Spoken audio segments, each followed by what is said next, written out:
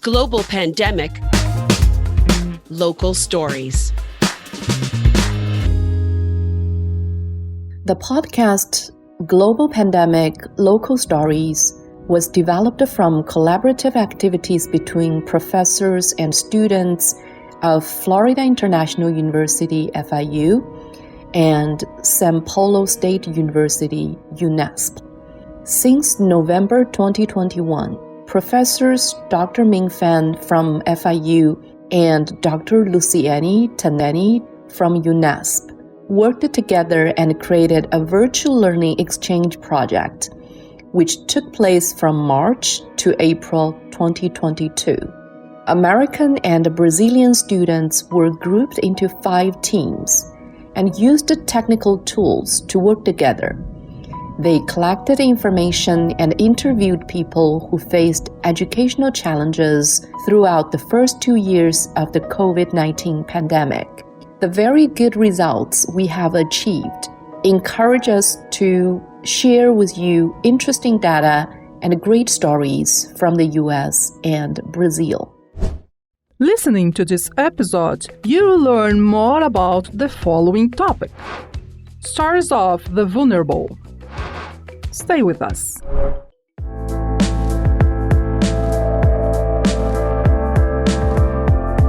Impacts of COVID-19 on education, vulnerability within Brazil and the US. This is a multi-host podcast that uses the same themes to tell the stories of 2 very different countries who had members of society suffer in very similar ways. In this episode, we will be discussing the consequences of the COVID-19 pandemic that have been directed towards the education in the more vulnerable classes of society in Brazil and the US. Hello everyone, my name is Emely Galvez, student at the Florida International University located in Miami, Florida, and I'm here with my friend Nayra Paiva.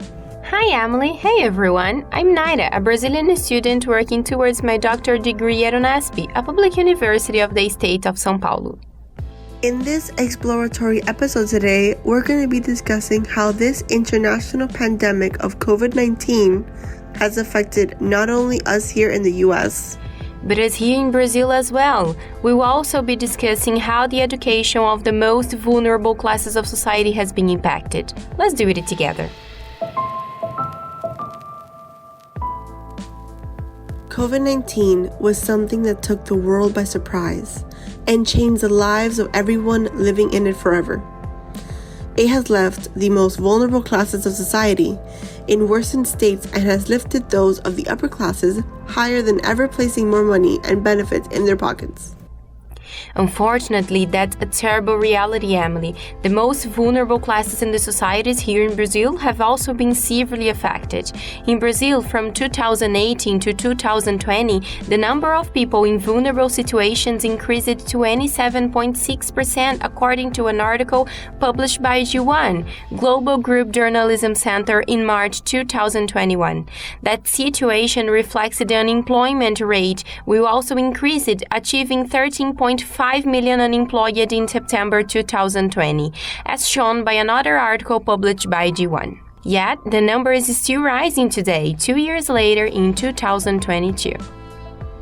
The one benefit that this has had on the people of the world is the sense of unity that it's brought into the minds of people. But for those people to be the now 690 million people in the US suffering from malnourishment and poverty only worsens the situation. They lack the necessary resources needed in order to remedy these issues. Meanwhile, those of the upper class who are comfortable and able to put more than enough food on the tables of their homes are benefiting more and more from the situation at hand. Now, on to the real topic of conversation here.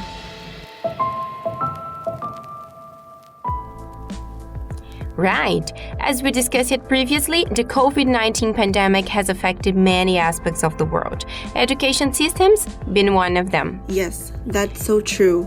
And that's you and I both speaking from experiences as students who stayed enrolled throughout the online schooling period of the pandemic.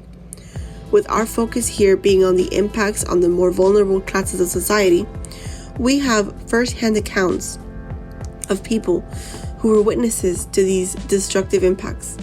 An example being Terry Dalberry, a teacher for the Miami-Dade Public Schools, was actually an educator that was part of the online schooling system put into place during the height of the pandemic. Same here, Emily. Sylvia, who is a public school teacher in Brazil, shared with me that she feels that students have been left in a compromising position where there is little to no room to benefit. This is mostly due to socioeconomic factors. That actually sounds like how it's going down here in the U.S. as well, Nayra. What's more is that she went on to tell me that she bore witness to the outcomes of socioeconomic situations that COVID-19 has put the students in. An example being 4 siblings enrolled at a school were limited to 1 cellular device at home, then allowed them to participate in school activities. This not only limits the students to be able to barely participate in class activities, but also to actually get assignments like homework done. Another example of this being that most of the students who attended these online meetings weren't actively participating in the activities and lessons teachers were leading, because most of the students had to begin working in order to help their parents bring in an income. That sounds so similar to the stories shared with me by my classmates. For instance, Kyle's mom, Terry Dalberry, is a 5th grade teacher for Miami-Dade Public Schools, and she had told him that most of the students' families struggled to even put food on the table. So what was decided was that every Tuesday and Thursday after school was over, meals were handed out to those families struggling so much that they could not even afford to feed themselves.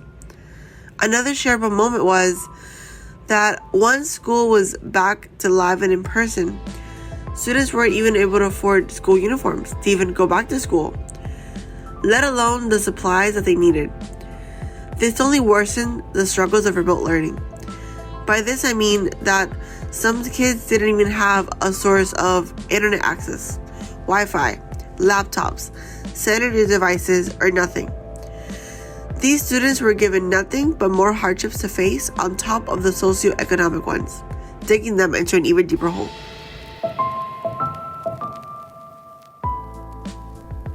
And these examples are just the tip of the iceberg here. The issues run away deeper than just not being able to afford a school uniform. That's so true. The pandemic caused millions of people to lose their jobs and left them unable to provide for themselves and their loved ones, while those of privilege were given every opportunity to continue to succeed instead of using those resources to help those who are not as lucky and fortunate as them while learning remotely. They were still able to put food on their tables, buy a new laptop or cellular device to participate in online activities, all while not worrying about when or where their next meal or next paycheck was going to come from. The first-hand tellings from witnesses of these events just put everything into perspective and leave most with the conclusion that this isn't something that we, as individual people, can bounce back from.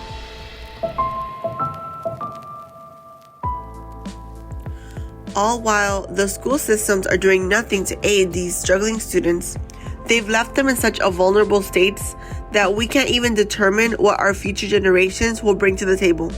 And with nothing being done to resolve this issue, the problems will only continue to get worse for our most vulnerable people.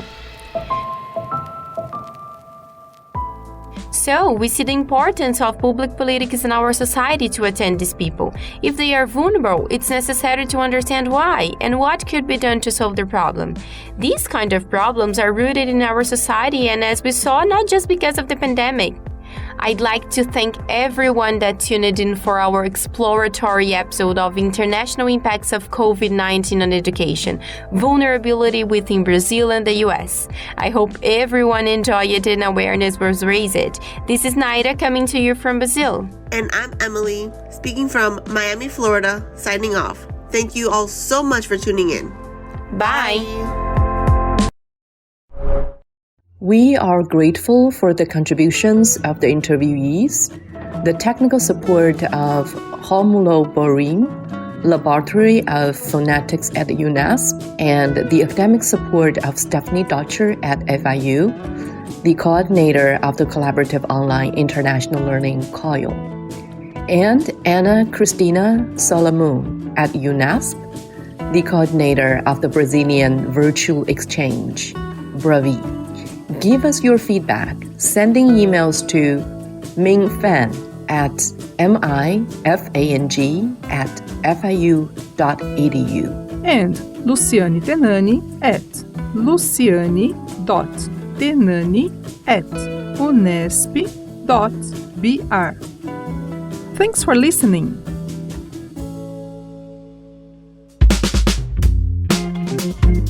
Global pandemic. Local stories.